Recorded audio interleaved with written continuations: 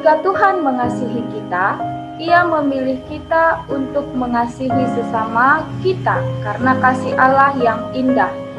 Jadi, Allah adalah kasih, maka kita juga sebagai anak-anaknya harus bisa memancarkan dan harus bisa saling mengasihi satu dengan yang lainnya.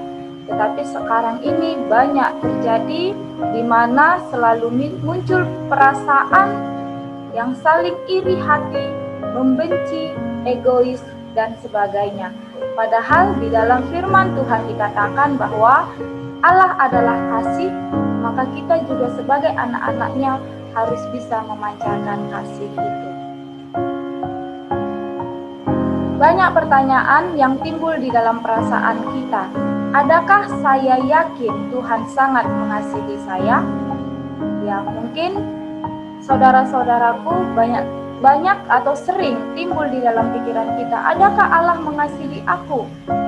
Selama ini aku selalu berbuat baik, tetapi aku tidak merasakan kasih Allah tersebut. Mungkin banyak sekali pertanyaan-pertanyaan seperti ini muncul di dalam hati kita. Tetapi di sini saya akan mencoba menjelaskan bagaimana karakteristik kasih Tuhan kepada kita. Ada 3 karakteristik kasih Tuhan. Yang pertama itu adalah konsisten atau tetap. Ya, bisa nanti saudara-saudaraku membaca di dalam 1 Yohanes 4 ayat 13 sampai dengan 16. Di sini saya akan simpulkan, ya, konsisten atau tetap, tidak terus-menerus dan tiada berkesudahan. Kasih Tuhan itu kekal untuk seterusnya dan selama-lamanya. Sedangkan kasih manusia itu sementara, tidak terus-menerus, ada masa berhentinya.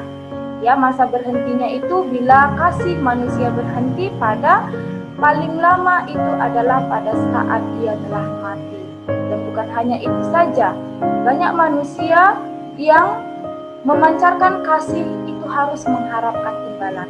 Contohnya seperti ini, aku kasihi kamu, maka kamu juga harus mengasihi aku. Itu adalah salah satu ciri-ciri kasih yang tidak konsisten atau tidak tetap. Ya, sementara yang konsisten di sini adalah tetap, terus-menerus dan tiada berkesudahan. Itulah kasih Allah yang Allah berikan kepada kita. Ya, di mana Allah terus-menerus mengasihi kita, tetap dan tiada berkesudahan. Walaupun kita selalu melanggar perintah-perintahnya, kita selalu berbuat dosa, tetapi kasih Allah tetap konsisten di dalam kehidupan kita. Yang kedua di sini adalah perfect atau sempurna di dalam 1 Yohanes 4 ayat 12. Ya, jadi kasih Allah yang kedua di sini adalah sempurna, sepenuhnya, lengkap dan sudah terbukti. Jangan pernah mengukur kasih Tuhan dengan keadaan atau situasi yang kita alami. Bila kita ingin mengukur kasih Tuhan, kita harus melihat salib Kristus. Salib adalah bukti kasih Kristus yang sempurna bagi kita. Jadi kita sebagai manusia tidak boleh mengukur sebatas mana kasih Allah yang Allah berikan di dalam kehidupan kita. Karena kasih Allah itu adalah sempurna, sudah terbukti dan tidak dapat diukur oleh pikiran dan hati kita. Ya, di mana Allah rela mati di kayu salib untuk menebus dosa-dosa kita.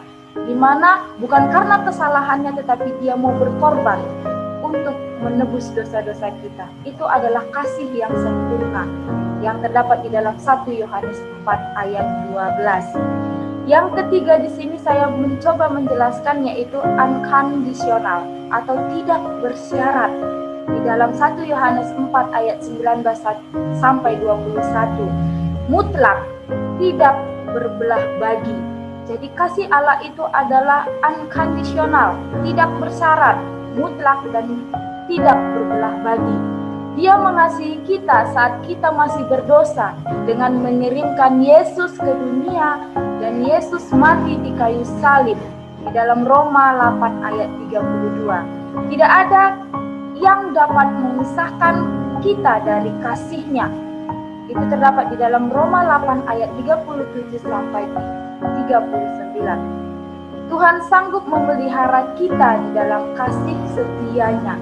Matius 10 ayat 29 sampai 31. Di sini adalah yang pertama, kasih Kristus tetap sempurna dan tidak bersyarat bagi kita.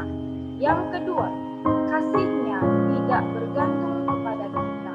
Yang ketiga, salib adalah bukti kasih Kristus yang